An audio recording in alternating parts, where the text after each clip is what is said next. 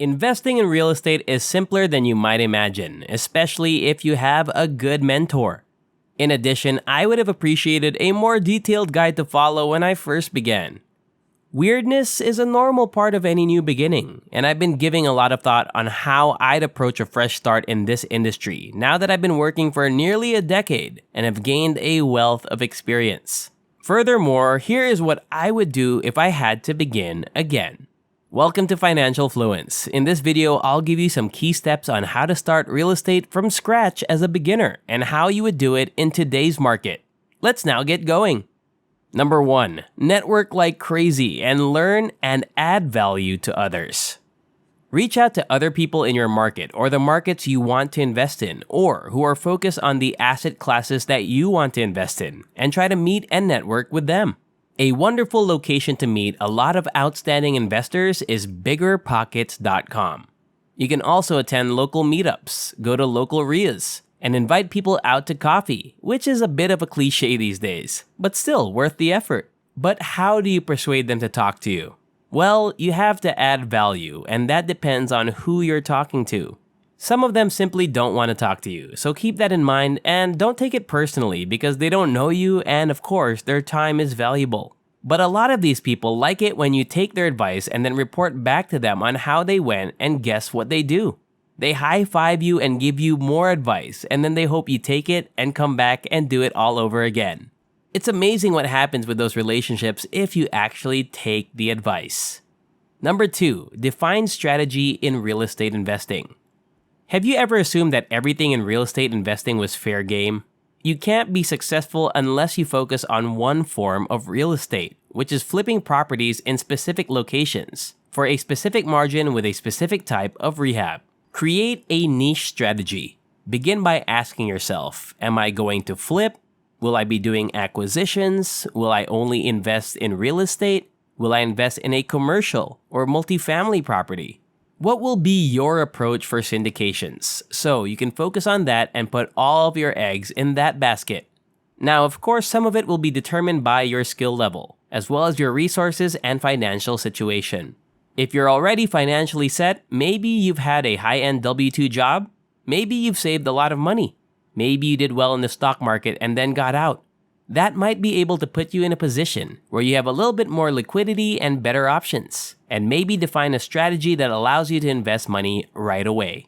Number 3, think long-term. Focus on assets that will give recurring revenue. You can flip many properties, have many birds and renters, and have many doors.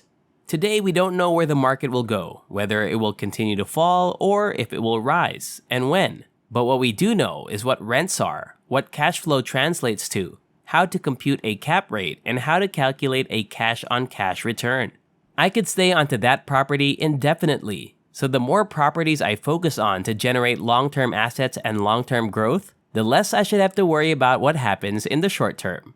And before we continue, don't forget to subscribe to the channel and hit the like button. Turn on the notification bell to be notified every time a new video is uploaded.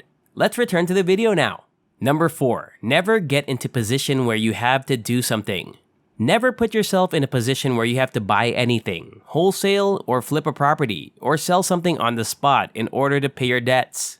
Being in a position where you can choose whether to invest or manage your business is far superior to being forced to make emotional decisions. Yes, you must find a way to pay your bills, which may entail working or sitting down and earning some type of active income to fulfill my monthly demands, allowing you to focus on investing part-time. Never dive headfirst into something as uncomfortable as possible. You don't want to stress yourself out, especially with so many unknowns in the world. Never expand your business to the point where you have to do something. That's the most difficult part. Number 5, spread the risk. This could mean working with other people to come up with new ways to set up transactions so that risk is spread, so that it's not entirely your fault now. Let me offer you an example of how spreading the wealth can also mean sharing the profit. If you're unsure about where the market is heading, one method to spread risk is to joint venture or partner up with other people on deals, spreading not only the negative but also the reward. Sure, you won't make as much money, but you won't be taking on as much danger because who knows where the market will go. When you're just starting out, it's a lot more enjoyable and a lot easier to do business when you're partnered with other experienced people. 50% of something is preferable to 100% of nothing. Having a partner has benefits. Number 1, it makes me feel a little more comfortable. And number 2, it's a lot more fun, in my opinion. When you partner with the right people and have a good time sharing the profit, experience, and deals, another way to spread the risk is to look for non-recourse loans, or get to a position in your business as soon as possible, so that some of the borrowing and some of the financing that you can get become non-recourse. Non-recourse means you're getting a loan on a property without having to sign a personal guarantee. For the time being, this is normal for large commercial deals, multifamily deals, and occasionally if you have a portfolio. Number 6, niche out once I figure it out. I'm sure you had no idea what you were doing if you were establishing a business. What you can do is simply begin, since the more you work on it, the better you will get, and you will soon find the greatest specialty for you. The most successful people in our sector today are those who are really knowledgeable about specific assets, locations, and buying boxes. So the more you can niche out, the better. So how do you properly niche out?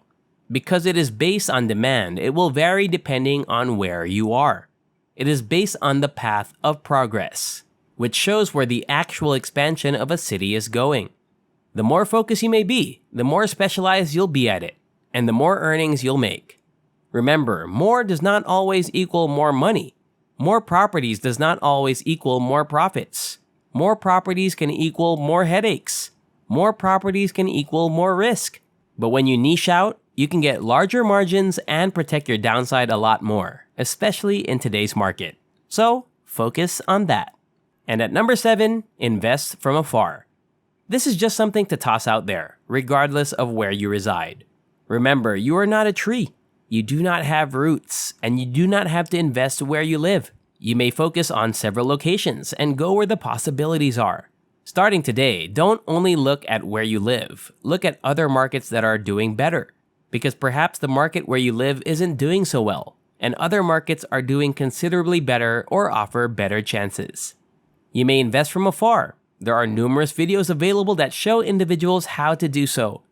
There are a lot of savvy investors that do it every day. Whether they're brand new or not, it doesn't matter.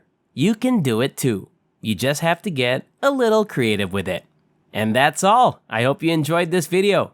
If you enjoy similar stuff, check out my other videos. And if you like it, hit the like button, subscribe to the channel, and turn on the notification bell, and I'll see you in the next video.